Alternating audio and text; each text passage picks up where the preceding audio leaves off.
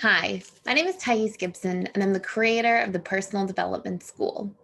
This is your daily breakthrough video, and in this video, I want to talk to you a little bit about the concept of how to be kind to yourself.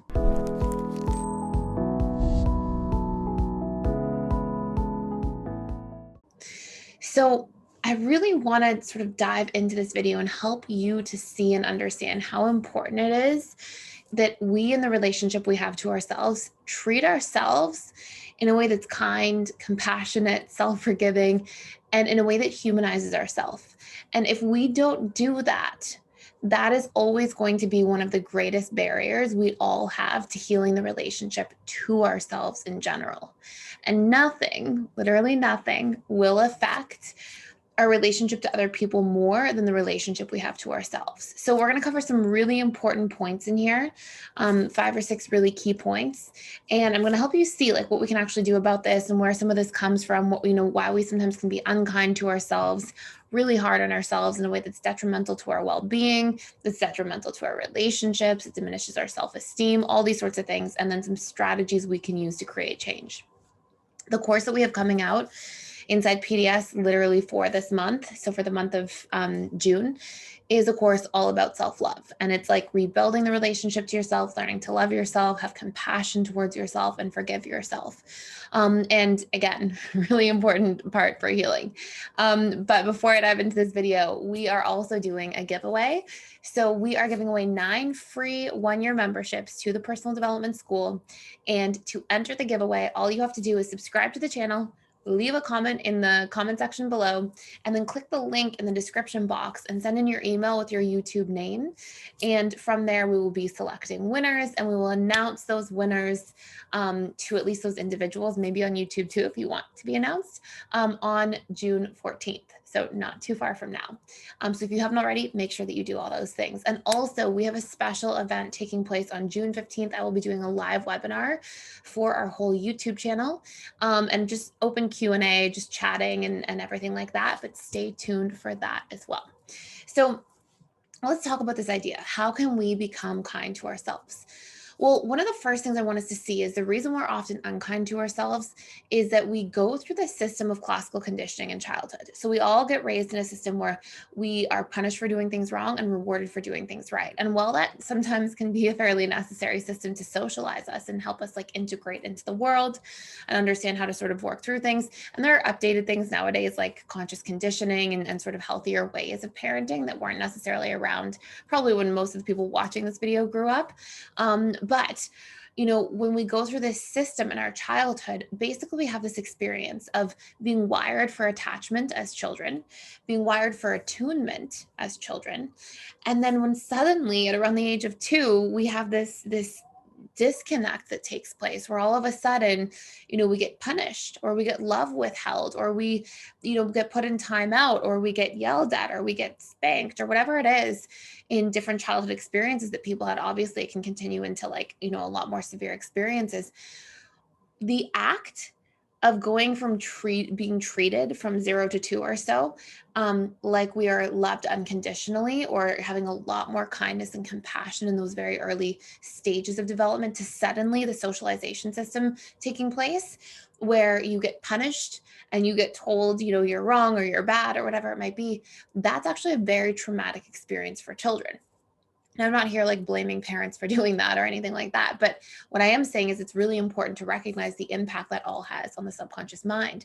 Because to a child, they can't conceive of this idea that like, oh, my parents are just doing this for my well-being to help me integrate into society, or they are just, getting mad at me when I run across the street without looking both ways and they're trying to protect me. They don't have that ability to understand that. So what the actual experience emotionally is for a child is, oh my goodness, suddenly I'm like deeply connected to my caregivers. Suddenly I'm starting to get punished. I'm starting to get love withheld. And what happens is the first major trauma we all go through is this shift from being treated as if we're unconditionally loved to being treated as if we're conditionally loved. And this is where a lot of like these coping mechanisms start to breed, essentially. They start to really take place and sort of rev up because we start going, I have to get love. I have to be accepted. I have to be connected. And in fact, if my caregivers abandon me, I won't survive. So I really need to make this happen. So what we have there is the first trauma. And what happens from that is that becomes like almost a set point in which we begin to treat the relationship to ourselves. And if we take a really close look, we tend to really, unless we're actively working on rewiring this, treat ourselves in a very conditionally loving manner.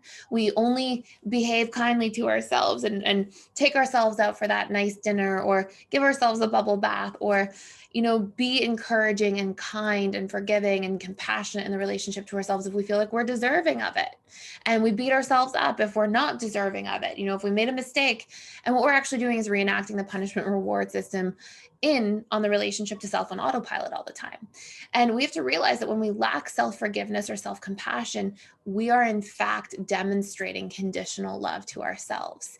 And this is the really important part, and then that becomes a subconscious comfort zone. And remember, the subconscious mind really works to reinforce our subconscious comfort zone. So now the subconscious mind thinks, I'm only worthy of conditional love. And so when people love too kindly or too much, sometimes we actually have a hard time accepting it. And in fact, we may even actively sabotage it at a subconscious level.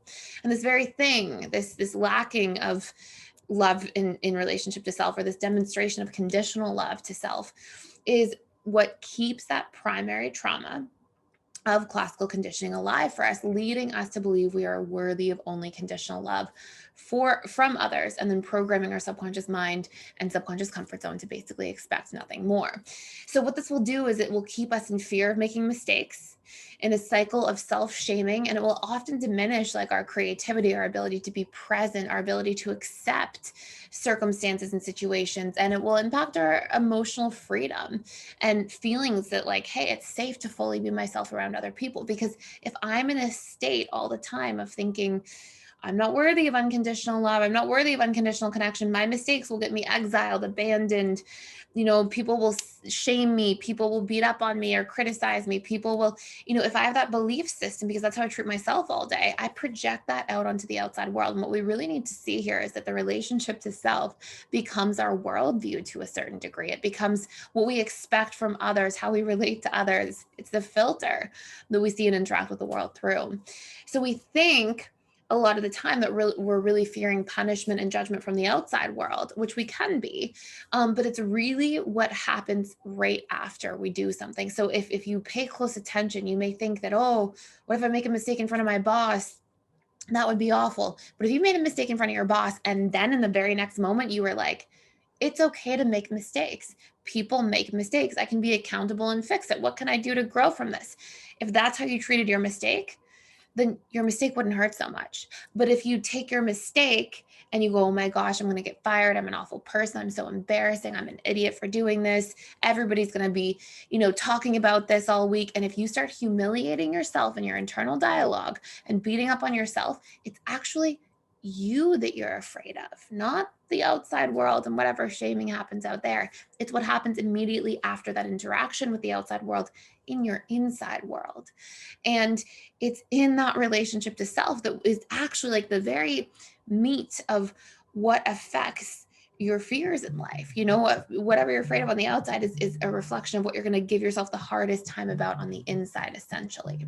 So when we humanize ourselves and we learn to treat ourselves with compassion, with kindness, with self-forgiveness, and all these different things, learn to see our mistakes and be accountable for them and grow from them, but not, we can do all of that without beating ourselves up. We can do all of that stuff. Sorry, my phone is ringing. We can do all of that stuff without beating ourselves up, without putting ourselves down. We can be like, hey, I messed up. Let me be accountable, but I'm still a good person. I'm still deserving of love, and I'm still going to be loving and kind to myself. And I'm doing my best, and I'm a human, and I'm going to mess up sometimes. And that's just how it goes. And when we can develop that kindness in relationship to self, that is going to shift your subconscious comfort zone, making you making you feel more like you're worthy and deserving of receiving more unconditional love. impacting your self-esteem, where you're going to feel like, hey, it's okay to be myself. And not self-esteem like you have to be all perfectly confident all the time, but just self-esteem like, hey, I'm deserving of being a human and building connections and having fulfilling relationships. And sometimes that's going to have little problems along the way and obstacles, because I'm going to mess stuff up and have to learn things sometimes, and that's the process. And when we have that like give, or that like forgiveness to self, and we can practice treating ourselves that way, there are powerful shifts that can happen. And again, this is one of the most important lessons to healing. And this isn't just, in the self-love course, we talk about this in a lot of detail, but this is in the way we believe, what we believe about ourselves. I believe, maybe I do reprogramming on I am unworthy if I make a mistake, if that's a thing that's really functioning for me at the subconscious level and driving my behavior and my perceptions. My thought patterns would have to follow that. So how do I think about myself if I make a mistake, or I have an error in judgment, or I mess up something at work, or whatever it might be? How do I emote? And what is my relationship to my emotions? Am I repressing them, pushing them down, avoiding them, or am I being present with them and trying to understand what they're communicating to me? Because emotions are a perfect feedback system. And what are my actions in the relationship to myself when I make a mistake? Do I withhold? Do I think, oh no, I can't, I don't deserve to do that fun thing on the weekend because I messed up this week, I have to punish myself? Are we doing that? And if we are, we better change that. We better work on that really quickly, because we don't want to be in a position where we keep punishing ourselves for things in life. You can be accountable for things and grow and heal and expand as a human being without punishment. And if we can change that, you will be so surprised at how many beautiful things start to unfold in your life as a result of it. So, there's so much more to say about this topic. This is just very high level. If you want to do a deeper dive, you can absolutely check out that course. And in the meantime, if you have any questions or anything like that, please let me know in the comments below, and I'll put some more content out about this topic in general as well.